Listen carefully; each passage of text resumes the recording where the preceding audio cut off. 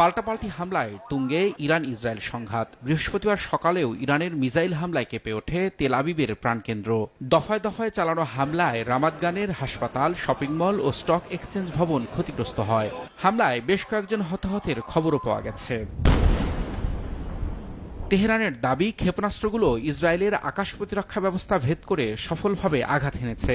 এতে ইসরায়েলি সেনাবাহিনীর স্থাপনা, গোয়েন্দা সুযোগ সুবিধা ধ্বংস করে দেওয়া হয়। ইসরায়েলের প্রতিরক্ষা ব্যবস্থা পুরোপুরি ধ্বংস হয়ে গেছে বলেও দাবি ইসলামী বিপ্লবী গার্ডের। একই দিন ইরানের আরাক পারমাণবিক চুল্লিতে পাল্টা হামলার দাবি করে তেল আবিব। বিষয়টি নিশ্চিত করে তেহরান বলছে এতে বড় ধরনের কোনো ক্ষতি হয়নি। এর আগে ইরানের বেশ কয়েকটি স্থাপনা লক্ষ্য করে বিমান হামলা চালায় ইসরায়েল। এতে ইরানের রকেট লঞ্চার ও পুলিশের কার্যালয় গুঁড়িয়ে দেওয়ার দাবি করা হয়।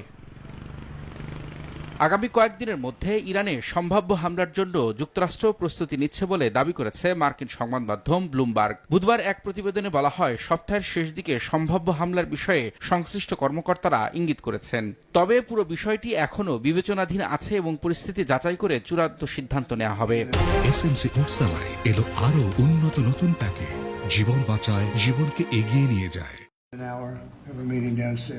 ব্লুমবার্গের ওই প্রতিবেদনের আগে হোয়াইট হাউসে সাংবাদিকদের প্রশ্নের জবাব দেন মার্কিন প্রেসিডেন্ট ডোনাল্ড ট্রাম্প। বলেন, ইরানে হামলার পরিকল্পনার অনুমোদন দিলেও এ বিষয়ে এখনো চূড়ান্ত সিদ্ধান্ত নেননি তিনি।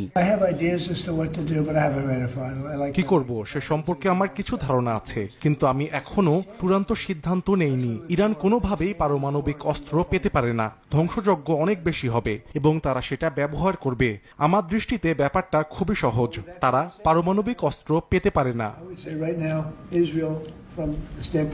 এদিকে ইরান ইস্যুতে মার্কিন প্রেসিডেন্ট যে সিদ্ধান্ত নেবেন তা বাস্তবায়নে যুক্তরাষ্ট্রের সেনারা প্রস্তুত বলে জানিয়েছেন দেশটির প্রতিরক্ষা মন্ত্রী পিট হেগসেথ। সিনেট আর্ম ফোর্সেস কমিটিতে দেয়া বক্তব্যে তিনি ইঙ্গিত দেন, কয়েকদিনের মধ্যেই ইরান ইসরায়েল সংঘাত ইস্যুতে যুক্তরাষ্ট্রের অবস্থান স্পষ্ট হবে।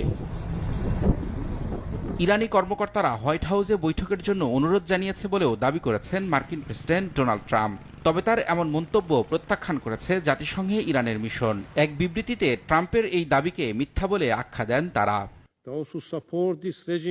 চলমান উত্তেজনার মধ্যেই শুক্রবার আবারও বৈঠকে বসছে জাতিসংঘ নিরাপত্তা পরিষদ। ইরানের অনুরোধে ঢাকা এই বৈঠকে ইসরায়েলে অংশ নেবে বলে জানা গেছে। রবিউল ইসলাম আওলাদ, সময় সংবাদ।